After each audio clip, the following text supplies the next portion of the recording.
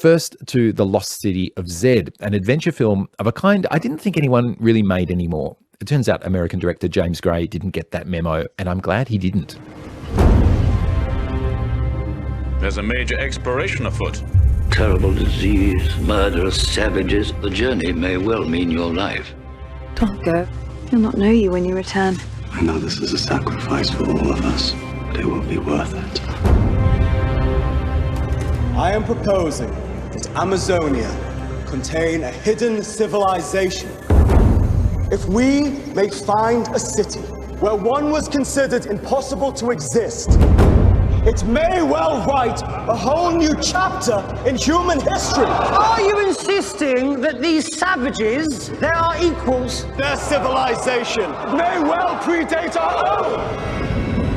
I call it Zed, the ultimate piece of the human puzzle. Percy Fawcett was an early 20th century British surveyor who made several expeditions into the Amazon. The first on the request of the Bolivian and Brazilian governments to map their common border.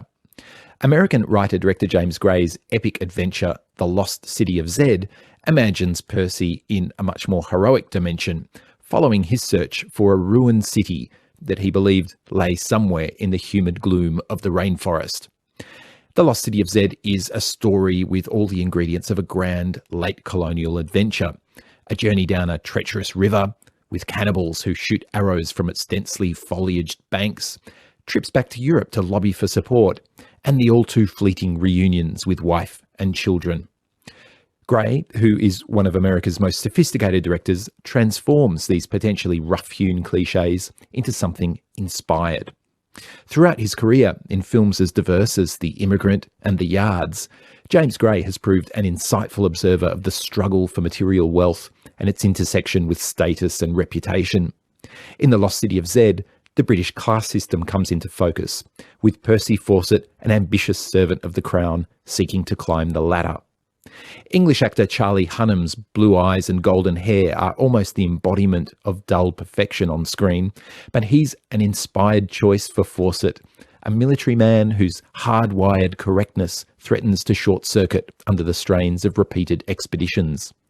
Fawcett's obsession borders on madness, but it's something that neither his wife, played by Sienna Miller, or his bespectacled, bearded wingman Robert Pattinson is able to talk him away from. Miller and Pattinson acquit themselves really well as Fawcett's biggest supporters and most useful critics. But the driving force of this film is not the marriage or the bromance. It's Gray's fascination with the perplexing, obsessive psychology of his hero. It turns out Fawcett is driven by a desperate quest to rehabilitate his family name, tarnished by a gambling, alcoholic father. And he's also driven by a desire to set an example of manhood for his own sons. This quest, the film seems to suggest, is as noble as it is unattainable. Fawcett speaks of an epiphany after meeting an Amazonian tribe that makes him realise that all humans are, quote, from the same clay.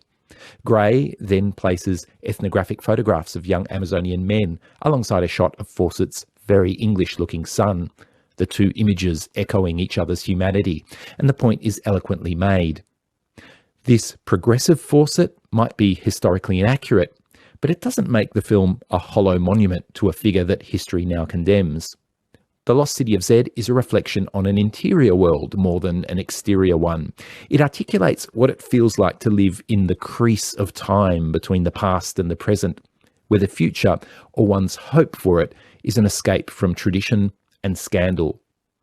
Gray presents Fawcett as a victim of the English class system, who takes his chances to find glory abroad.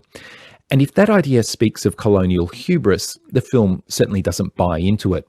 Fawcett, if anything, appears like a precursor of a modern-day explorer who champions Indigenous culture against the racists in the wood-panelled hall at the Royal Geographical Society back home. This may be rewriting history, but when you take the film on its own terms, it's a nuanced, thrilling portrait of a man fighting convention and prejudice. Gray's hero comes up against a myriad of forces that seek to undermine him. Some are in the jungle, many more of them are in London. To dream, to seek the unknown, to look for what is beautiful is its own reward. A man's reach should exceed his grasp. Or what's a heaven for? The Lost City of Z, a beautifully made film, is in very limited release in Sydney and Melbourne.